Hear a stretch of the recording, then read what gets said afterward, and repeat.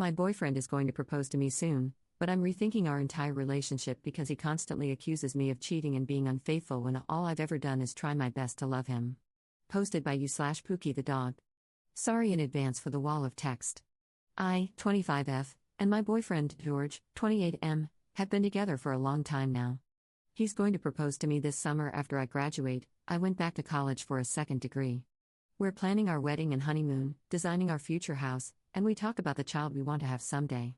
I think it's pretty safe to say things are serious between us, and we're deeply in love. However, things have not been so easy for us in the past. Our combined anxiety has caused a lot of grief. I'm still struggling with being abandoned and left to fend for myself as a child, and he's struggling with deep fears from past abuse by his father, brother, and ex-wife, who were all mentally and physically abusive. Understand that George is so sweet and loving. He does his best to help me and encourage me in any way he can, and it's clear to me that he wants me to succeed and be happy. But with George, it's like a Jekyll Hyde thing. Sometimes I can't even believe my wonderful boyfriend could swap so quickly. When he asked for a prenup, I understood. His ex stole everything he owned and left him homeless for months. When he gets nervous and withdrawn in response to my stress, I get it. His dad was abusive whenever something stressful happened. And maybe it's just my own anxiety, but things are starting to get precarious for me. About once every 2 weeks he asks me if I'm cheating. His ex cheated on him multiple times. Sometimes he just randomly asks, "Are you cheating?" And I've been patient because I understand how anxiety can be. I make sure to always show him who I'm texting and Snapchatting, and I let him answer my texts when he hears the tone and see my call logs. Other times it gets more serious. Some months ago, he announced that he knew I was cheating because he found, in the trash, a carry-out bag and the remnants of a dinner for two from a restaurant he'd never been to. I pointed out that it was from the week prior when I'd gone to a cafe to meet my sister, and I let the leftovers go bad and just threw them out. But it was only after I showed him an Instagram picture of the meal and a pic of me and my sister from the same place that he believed me. Another time, he said he knew, he used that word, I was cheating because he saw a picture on Meet Me of me in my underwear in somebody else's house. I asked him to show me the picture, and he said it had already been deleted and admitted it was just from the shoulders down. I invited him to look at every piece of underwear that I owned to see if it looked familiar. He admitted, after searching, that the woman had been wearing a black bra, and he remembered I don't own one of those because I like white shirts and they always show underneath. After he remembered, he calmed down. This last time was the most serious of all. I've been stressed due to midterms this past week, and I've been nonstop studying in the library. I always study in the same place, by a window in the library, and he's come along and brought me food and helped me study. When I'm stressed, I can get pretty withdrawn, especially when I've got a lot to do. I noticed he was getting more and more nervous about it, which culminated, I thought, in my accidentally spilling water off my nightstand and swearing up a storm. I said over and over again that it had nothing to do with him, nothing was directed at him, he wasn't even in the room at the time, but he accused me of taking out my stress on him. After that, he was extremely withdrawn and moody. The next day I was boxing things up to send back home to my parents, and I heard music suddenly blaring from the kitchen and found George in there cooking dinner, which is something we always do together. I was in a good mood and tried to join him, but he didn't let me. He kept saying that I needed to stop being rude to him. I had apologized for every wrong he cited against me, but he maintained that he was just tired of my behavior and, in my mind, it felt like he was deliberately holding on to those past wrongs. This eventually led to a pretty huge fight, where I shouted at him that he was making my life hell right now on top of all my other stress, and he called me a CNT and a stupid bitch. I responded by calling him a childish jerk. He ran out the door to go buy cigarettes down the block, and I left too, and headed back to the library. I stayed there until 2 a.m., studying. When I got home, the first thing I noticed was that the front window was shattered. This scared the hell out of me. George has thrown things and broken things before, never at me, never my stuff, so I was afraid of what kind of mood he was in. I went inside and he was still awake, waiting for me. I didn't say anything to him, it was very late, I was tired, and I had an exam in the morning, so I took a shower to help me sleep, changed into my PJs, and prepared a bed on the couch because I didn't want to be near him. As I was settling in, he walked in and demanded to know why there's something white on my underwear. I couldn't even believe what I was hearing. He showed me my underwear, and it was so ridiculous, because he knew I'd been dealing with a yeast infection these past few days, which causes white discharge and requires whitish medication. The stuff on my underwear was so obviously not what he thought it was, but he absolutely believed it was. So we fought. I brought up the yeast infection and he seemed to realize that I was right because he immediately abandoned that argument and switched to how I'd been disrespecting him this past week, and he wouldn't stand for it anymore. I asked how I'd been disrespecting him. He brought up how I didn't walk him out of the library the times he'd joined me there. I pointed out that he always needs to leave before I'm done studying, so I want to stay and keep studying, and I think that's reasonable. He said I was ungrateful for his bringing me food and flashcards in the library. I said that I do remember thanking him, and he finally admitted that he was grasping at straws but that he did feel disrespected. I said that it was his anxiety, and I asked him to please realize that. I tried to remind him that we're best friends and we love each other, and I would never do anything to try and hurt him, but he snidely told me to go talk to my therapist about it. He doesn't believe in therapy. He wouldn't stop yelling until I hid under the covers, plugged my ears, and started crying. Then he shouted that I'm not a victim and finally left me alone, but my anxiety kept me up all night, and I ended up failing one of my tests the next day because I was so tired and my eyes were so grainy from crying. By the next afternoon, we were back on speaking terms. He admitted that he knew there wasn't white bodily fluids from another man on my underwear, because he drove by the library a few times and saw me studying there in the window where I always study. I felt very nervous about this because I realized that even with definitive proof, with his own eyes, that I didn't do anything wrong, he still went ahead and accused me. Recently we watched Horns together, and I mentioned that I thought it was unrealistic how the best friend became a psychopath out of nowhere. I thought, given they'd known him his whole life, there would have been some signs that indicated he was crazy, and his friends would have had a hunch. George said he wasn't surprised. He said he believed anyone could snap and become a rapist/murderer out of nowhere, and people could hide their true intentions no matter how well you think you know them. He cited the time his sister-in-law, married to his abusive brother, tried to strangle him out of nowhere. I know he's very distrustful of everyone, so I understand why he said that, but still, it made me afraid. The last few days have been so difficult for me. I already feel very sick to my stomach with nerves. I brought up what he said about Horns and kind of half-jokingly asked if he was going to kill me. He said no, but that he does sometimes imagine punching me in the face. I told him I sometimes think of punching him too, but I would never actually do that, and he should never do that either because I will leave.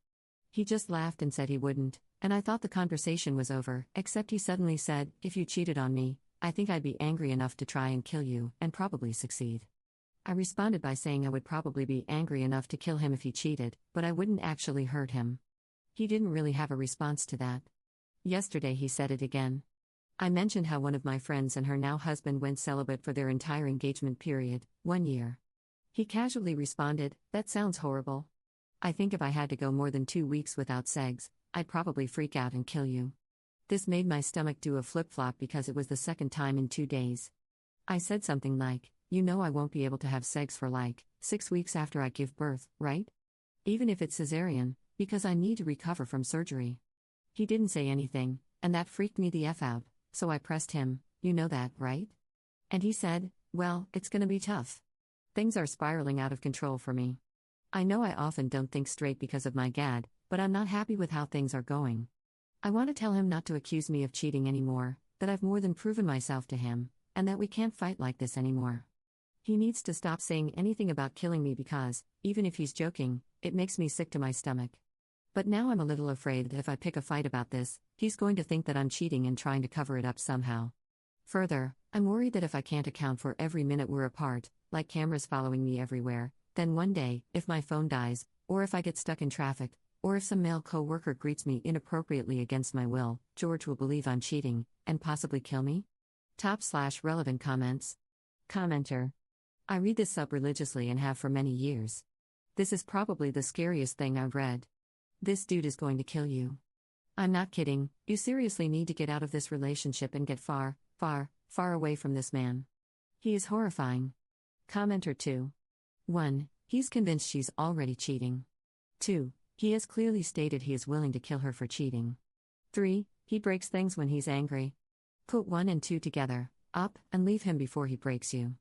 Your intuition is ringing right now, and you should definitely listen to it. Women's intuition is very useful in abusive relationships, and you should always listen to it if you have a bad feeling about someone. Look up how to leave an abusive relationship, because this is the most dangerous time, when he is most likely to try to kill you. He will be convinced you are leaving him for someone else, and he's willing to kill you over that, so you need to be prepared. I would suggest going to the police station and filing a report that your boyfriend has threatened to kill you multiple times and that you are going to leave him. You can either have family members or friends help you leave, or you can have a police escort help you get your stuff and you out of the house. Women are far more likely to be murdered by intimate partners than by anyone else. And of those, most are murdered when trying to leave. Be careful. Also, I bet your GAD will get a lot better once you're not constantly living in fear, having all your communication monitored, and worrying about whether your boyfriend is in the kind of mood where he's breaking windows in the house. Your GAD is your intuition screaming at you right now. Adds an edit to her post. Okay, I'm sorry I haven't posted. I've read your comments, mostly, and they didn't do anything to get rid of my fears. Just know that I've got the flu, I'm in the hospital, and so I'm safe, but miserable, lol, and seriously reconsidering my life choices. I'll try to respond properly when I can. I'm on mobile, and it sucks. Update 8 days later. The last few days have been very hard overall. I haven't gotten much sleep. I was way too busy driving and moving and planning and running and making life decisions and crying and pretending to be normal. My worldly possessions have been reduced to what I could stuff into my old cross-country duffel bag. My dogs are traumatized to the point that one of them is now fear-biting and cries whenever I'm not in direct contact with her, and the other is expelling toxic waste out of both ends. And I'm simply no longer recognizable as the person I was, physically and mentally. Never in a million years did I think I'd end up in this place. Everything was pulled right out from under me, and it's like I woke up in someone else's effed up life. But I'm alive, and that cancels out any of my irrelevant complaints. Last week, I got back from the hospital after a really nasty stomach bug, which I thought was the flu. I collapsed on the couch to sweat it out. I was in a lot of pain, but I still dragged myself to the store to get ginger ale and sports drinks because I didn't want to ask George to do it for me. I realized I needed to appease him however I could until I could figure out a plan, because the Reddit responses scared me and I decided I needed to get away. As soon as I got home, George poured me a glass of orange juice and told me to drink until I threw up. I explained the doctor's orders, but he insisted that enough orange juice would make me throw up or give me diarrhea and that would flush my system and get the toxins out. As unpleasant as throwing up, again, sounded, because I was really dizzy and weak, I decided to try the orange juice. All it did was burn my scratched-up throat and it didn't help settle my stomach, so I stopped drinking it and started drinking ginger ale. He got seriously annoyed by that and kept insisting I drink the orange juice. I told him that it burned my throat, and he said, "Well, your throat's just gonna burn anyways." No idea what that meant. He then asked me where my phone was. Apparently, he wanted to put on some music. I had no idea where it was, but as he started a full-on investigation for it, I remembered I'd had my r/relationships post open on Reddit at the hospital, but I had a mild fever and I couldn't remember whether or not I had closed it. A few people warned me what might happen if he saw my post, and all those warnings jumped right to the front of my mind. I've been in some pretty intense situations before, but I've never felt anything like the pure, unadulterated terror of lying there waiting to see if my psycho boyfriend would find my phone and find out what I'd written. I thought about trying to find it before he got to it or casually trying to discourage him from looking, but I knew he'd be suspicious if I suddenly jumped up at the mention of my phone. In fact, I realized that if I reacted at all, he'd be suspicious enough to probably search until he found something incriminating, and it didn't matter how well I covered my tracks, eventually, he'd settle for something to be mad about. So I had to just lie there, pretending not to panic as he dug through my purse, my backpack, my car, twice. Finally, he called my phone and there wasn't any ring, and I remembered I'd put it on vibrate in the doctor's office. I thought I was saved for about 5 seconds, but then he went and turned off the noisy air purifier, so there was absolute silence, and called again, and I could hear my phone vibrating. He found it in my jacket pocket, and I swear to God I've never seen anything more beautiful than my tiny blank home screen reflected in his glasses. He put on music and shut himself in the computer room. After an hour or so, I passed out. When I woke up, it was still nighttime, and he was sitting across from me drinking a beer, and the first thing he said was that apparently his parents were giving away all his childhood things. I guess he called home while I was asleep. I told him I was sorry to hear that. I could see he was in a really bad mood, but I was ill enough and scared enough that I didn't care at that moment. I just wanted to go back to sleep. He told me again to drink the orange juice. I explained again about how it burned and didn't help my stomach like the ginger ale, and he said something like, "Sometimes I think people refuse to do things purposefully because I ask them to. Like maybe I should just tell people to do the opposite of what I want, so they'll actually do something good for themselves. And I really am scared of him because I don't know what he's going to do to me." So I drank the effing orange juice, and I tried to throw up, and that was the absolute worst pain I've experienced in a long time. It felt like someone stabbed me in the sternum. I actually cried a little and got one of those mini blackouts you get when you sit up too fast in the morning. George was standing there while I retched in the tub, and at one point, he did put his hand on my shoulder and ask if I was okay, but he didn't stick around and wait for me to regain my composure. He left the bathroom, and when I found him again, he was on the computer watching YouTube videos. He didn't say anything to me the rest of that night, and when I told him good night, he didn't respond. I decide I'm going to wake up early and go straight to my therapist. I never want to feel that fear or helplessness again, over anything, least of all whether or not I closed a stupid app on my phone. As soon as the center is open, I go to my therapist for a crisis walk-in and tell him everything. He confirms that George's behavior is troubling. I say I'm scared and that I need help, and he gets me in touch with a victims of domestic violence thing that's apparently set up by the university. I hate that all of those words now apply to me, and even as I write this, I still don't think they're accurate. I don't feel like a victim of domestic violence. But I guess I am. The next 24 hours after I approached my therapist were the most painful, barring Monday, when I had to give up my dogs. The police were called, and I knew there was absolutely no going back once that happened, because George hated the police and he would never, ever forgive me for telling any of this to my therapist. Believe it or not, I did not want to make life harder for George. I have spent so much of the past 4-ish years doing everything to make his life easier. I did not want to hurt or punish him. All I wanted was to get away with as little impact as possible, to vanish completely, and go zero contact, to forget everything and not deal with it. So the last thing I wanted was police involvement because of the stupendous freakout it would cause, but the domestic violence victims thing worked in tandem with law enforcement, and I recognized that I wasn't thinking clearly. So I took a huge leap of faith and actually trusted a trained professional to do his job properly. I was really surprised when a kind-faced woman in a pink blouse stepped into my therapist's office 20 minutes later, introduced herself as a domestic victim advocate, listened sympathetically and non-judgmentally to my sob story, and proceeded to escort me everywhere for the next few hours. She had a gun on her belt, and she was an actual trained cop, so I felt as safe as someone like me could feel, considering what I was doing. The kindness my advocate showed me was so far beyond anything any stranger has ever expressed toward me in my life. She gave me a chocolate bar off her desk that she'd obviously bought for herself earlier, offered me her lunch, packed me a to-go bag with water bottles and a can of dog food for my puppies, and told me sincerely that she wished there was anything she could say to comfort me when she and 3 other officers walked with me into my and George's apartment for the last time. I just told her that I understood. Nothing could really be said because it just sucked, but I was glad she was there. I threw clothes, a few pictures, some papers, my travel toothbrush, and my phone charger into a bag and pretty much sobbed more hysterically than I thought any sane person could ever sob. It was very embarrassing, but I couldn't stop. To an outsider with a normally functioning brain who can't understand exactly what it's like to be in my shoes, I probably seemed really weak and pathetic and stupid. But to me, getting out didn't necessarily feel like a good thing, it felt like a disaster. I was ransacking my own home. George was everything to me, and everything in my body was saying that I was destroying the only real love I'd ever have and betraying my best friend for no reason, especially when I saw a note on the fridge he'd left for me with a dry erase marker: "Dogs pooped this morning. They'd both been fed and Pook's got her medication. Have a great day, honey, I love you." I really wish I'd packed smarter. Who the F forgets to pack socks? But there were 3 large, intimidating cops waiting for me in my living room, and the victim advocate lady warned me to hurry because we didn't want George to show up and see this. It was very distressing. I had to leave behind so many things. I know it's all just worthless junk, but it was my home, things I'd picked specially and had for years. The gaming PC I built myself, my dog's toys, my sprouting plants that were so close to blooming, my favorite sunflower pattern dishes, the beautiful wooden bookcase my father made for me in his woodshop when I graduated high school, my old gross dog-eared Harry Potter books, some of which I've had since I was a little kid, the polka dot comforter my sister handed down to me after she got married, my old birthday and Christmas cards. That stuff made me feel like a person with a life that mattered. But it wouldn't fit in my bag, so I had to leave it.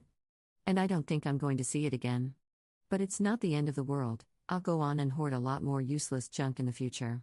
If I had stayed, I wouldn't have been able to, and my junk wouldn't have done my body any good.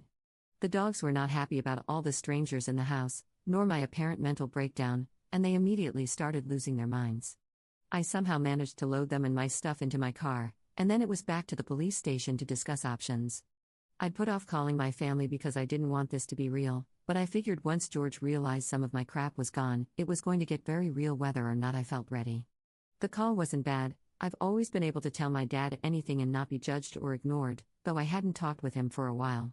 He and my mom were away on a camping trip, but when I told him things were bad and I didn't feel safe, no other details were mentioned. He invited me to join them. It was many hundreds of miles away, in the middle of nowhere, but that sounded perfect just then. Nobody could find me, I'd be totally safe, at least for a few days. So I left town. About 3 hours into my 8-hour drive, the calls and texts started coming. I'd asked the advocate lady what I was supposed to do when George tried to get in touch with me, because for him, this is completely out of nowhere and he's likely going to call the police and file a missing person report if I didn't come home that night. She gave me a few cookie-cutter sentences to give him, which I put into a brief text. It essentially said that I didn't feel safe right now, I wanted space, and I didn't want him to contact me again. I would contact him when I was ready. Then I was stupid and I read the hailstorm of sad texts I got in response to that. Then I was even more stupid and, rather than blocking him, I answered one of his many subsequent calls. It was quick. He sounded scared and heartbroken, and I felt bad for him, because I knew he would never understand. He said he was having a panic attack, he didn't understand, please don't do this, all I ever did was love and take care of you, we were supposed to get engaged. I cut him off and said that I didn't feel safe, I didn't want him to contact me, I couldn't help him, his behavior was unstable, and he needed to go to a hospital. He asked me if this had anything to do with my therapist telling me lies. I said no, but he said something like, I need to talk to that effing guy, he needs to stay the F out of my relationship, he's messing with my fiancé. Then he asked me if I'd stop taking my anti-anxiety medication. But I didn't answer, and I didn't hear the rest of what he was saying because I just repeated to him, firmly, all the points I'd already stated, and then hung up and blocked him. I then called my therapist to let him know that he might be in danger. The police got involved again, and when George made a threatening call to the center 5 minutes later, the whole place was put on lockdown. I'm not sure exactly what happened or what he said, but I think my therapist had to have a cop escort him home, and George was told not to contact me or the center unless he wanted to be arrested.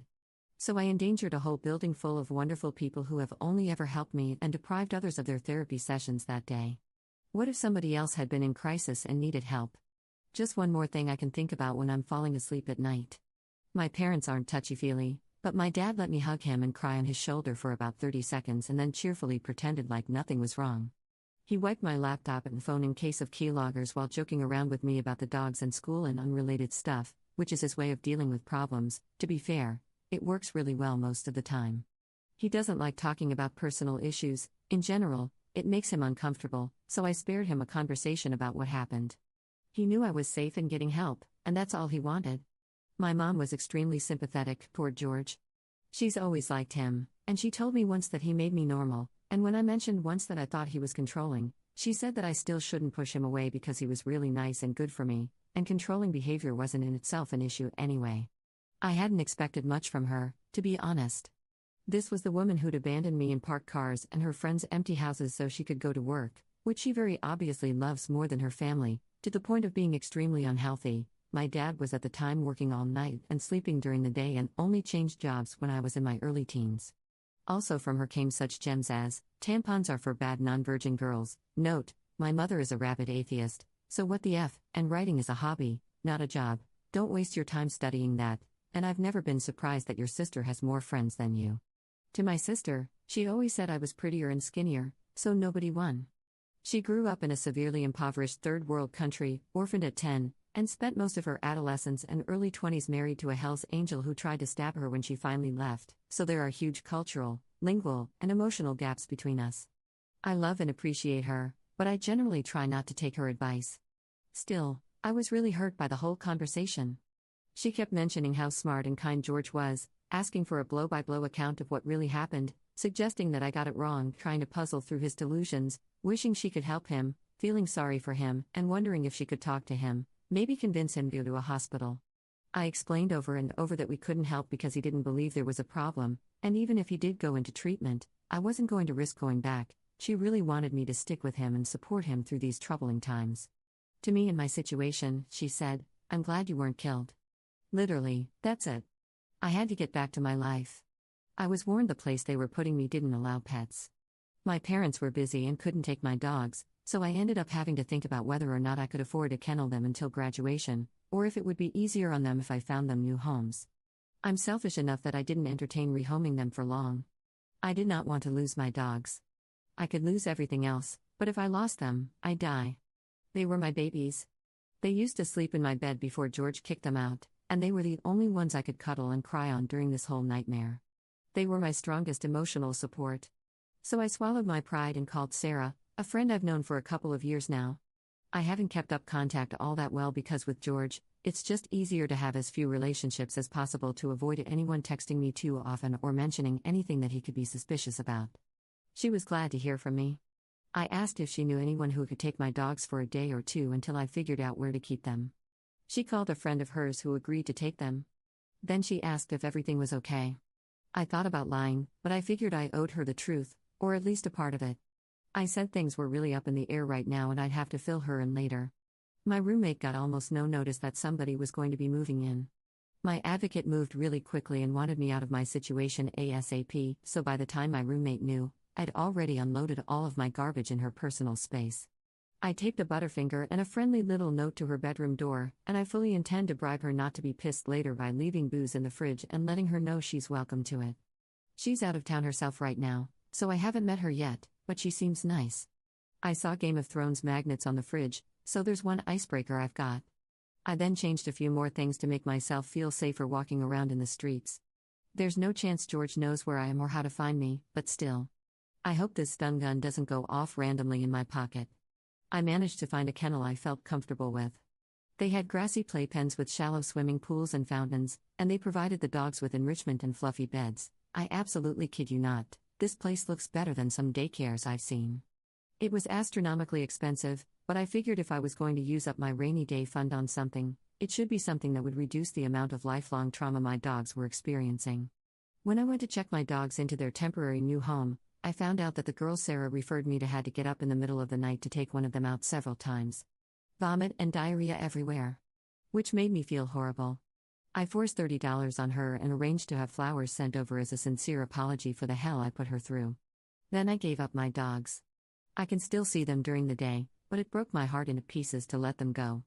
Sarah met up with me later, and I told her what happened. Like my parents, she really isn't touchy-feely, so there was no crying or hugging or any of that nonsense. She gave me crap for being with George. Dude, I knew he was a psycho. I was gonna tell you off before because you were always crying about him and stuff, but I figured you were a grown woman and had your crap together, damn, and then went on to say that I should have called her way earlier. She liked the changes I'd made to my appearance so far but said I should avoid wearing bright colors from now on. She takes off her dark-colored jacket and gives it to me right there. Then she goes on to describe all the ways my situation was exactly like J-Lo's in the 2002 movie Enough, reads me the whole synopsis off Wikipedia, and makes plans for us to get smashed and watch it together. I told her I've decided to avoid alcohol for the near future since I'm already dancing on the edge of depression, but I said I'd still show up and bring popcorn balls. Other than how annoyed she was at me over my bad decisions, I couldn't have asked for a better friend. For a little while at least, she made me feel human. Later that night, my dad informed me that George had left him and my mother a threatening message on their public business line. The only way I can think that he got that number was by Googling their names. I immediately took the necessary steps to file for a restraining order. The only reason I'm writing this is because I have no idea how to make sense of my life right now except to write it down, and more importantly, I've really got nobody else to talk to. When I was a kid, I'd do a lot of journaling to help me get through difficult times. I figure this is the same, only sometimes the journal says encouraging things back. And I'm not going to lie, I could use some encouragement. So I'm just going to dump it all anonymously here, and maybe that will give me some kind of closure, maybe not. I have nothing else to do because I can't bear to leave this room right now. Also, I feel I owe it to a bunch of internet strangers to say thank you properly and let you know what's happened. Some of you seem truly upset by my situation, and some took quite a large chunk of their time to write to me.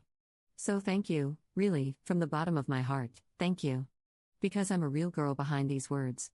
I like sewing my own dresses and watching David Attenborough documentaries and wasting hours of my life on PC games. I like gardening and fantasy books. I struggled through serious depression and GAD and eating disorders that left me very weak but very grateful for my life, so I believed. I am a real, breathing person who was very naive and very vulnerable, and you random people saved my life. Honestly, I only ever come on here to look at screenshots of elderly people struggling to use Facebook. I thought the internet was full of Machiavellian teenagers who'd probably tell me how beachy I sounded. Thanks, genuinely, to everyone who answered my post and everyone who sent me a PM. I've sat and I've read each and every one of them multiple times. I reread them when I start to feel like I've overreacted, like maybe I'm crazy. I reread them when I start to think about ever reconciling with George or feeling guilty about what I've done. I've printed out my original post and every comment I've gotten, yes, even you in danger, girl, and I put them in my journal and I continue to look at them. Even though none of you guys actually knew me, you cared.